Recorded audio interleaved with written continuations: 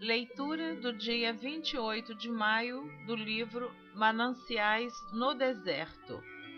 Versículo bíblico para meditação. Versículos bíblicos.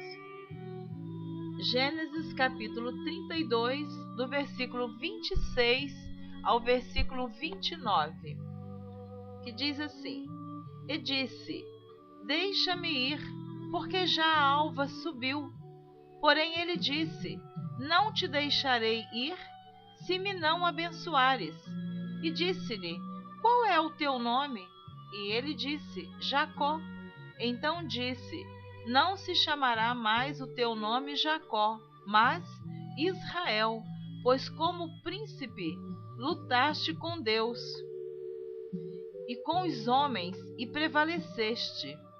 E Jacó lhe perguntou e disse: Dá-me, peço-te a saber o teu nome.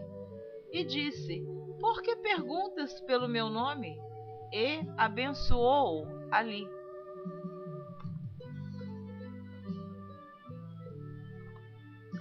Jacó obteve a vitória e a bênção, não pela luta, mas porque se agarrou.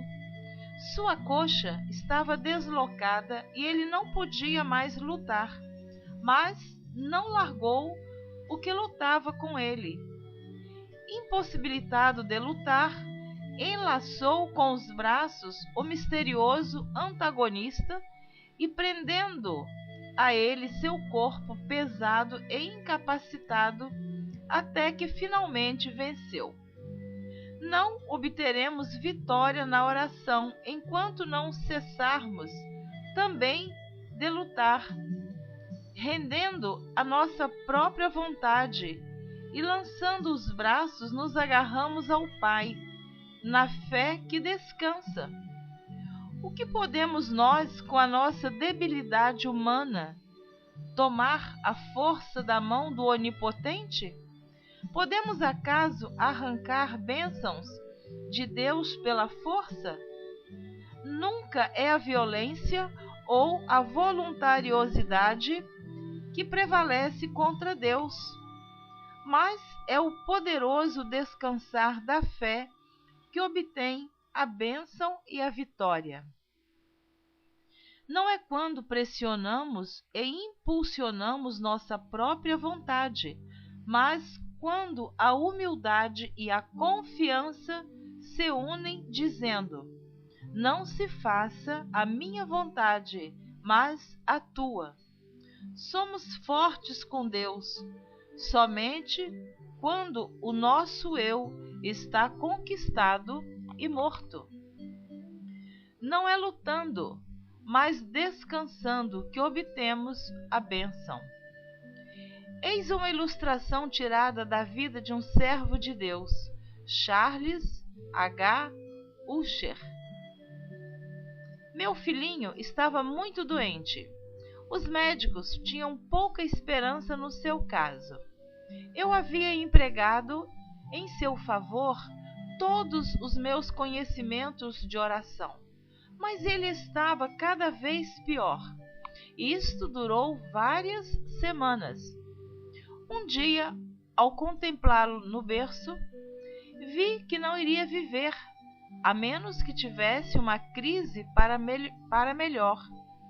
Eu disse a Deus: Ó Deus, tenho orado muito pelo meu filhinho, mas ele não melhora. Agora vou deixá-lo contigo e vou orar por outras pessoas. Se é teu querer, toma-o. Eu escolho a tua vontade.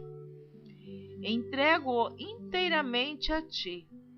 Chamei minha esposa e contei-lhe o que havia feito.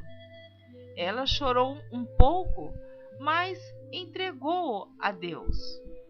Dali a 2 dias, um servo de Deus veio à nossa casa. Tinha estado muito interessado em nosso pequeno e orado muito por ele.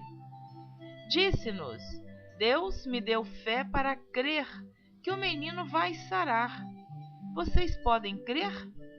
Respondi: Eu já o entreguei a Deus, mas ainda posso ir falar com Deus sobre ele. E fui, e em oração descobri que havia fé no meu coração com respeito ao seu restabelecimento. A partir daquele momento, ele começou a melhorar. O fato de eu manter a minha própria vontade era o que estava impedindo a Deus de responder.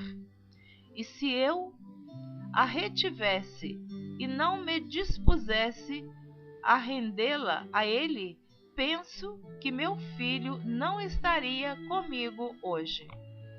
Se queremos que Deus responda às nossas orações, precisamos estar preparados para seguir as pisadas de nosso pai Abraão, ainda que seja ao monte do sacrifício. Amém. Louvado seja Deus. Estarei lendo agora a leitura referente ao dia 29 de maio, cujo versículo bíblico para a meditação desta leitura está no Evangelho de João, capítulo 15, versículo 15, que diz assim: Já vos não chamarei servos, porque o servo não sabe o que faz o seu senhor, mas tenho-vos chamado amigos, porque tudo quanto ouvi de meu Pai vos tenho feito conhecer. Amém. Houve tempos atrás um velho professor alemão cuja vida sempre impressionara sobremaneira os seus alunos. Um dia, alguns deles resolveram descobrir o segredo daquela vida.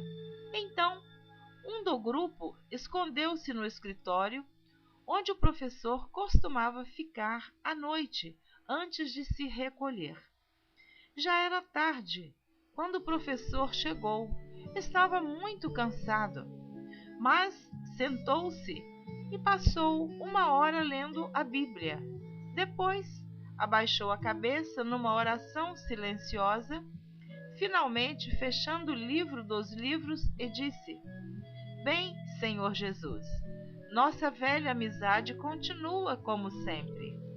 Conhecê-lo é o que de melhor se pode obter na vida.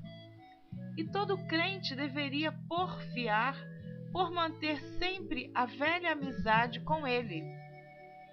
A realidade da presença de Jesus na vida nos vem como resultado da oração a sós com ele e do estudo pessoal da Bíblia, devocional e entranhável.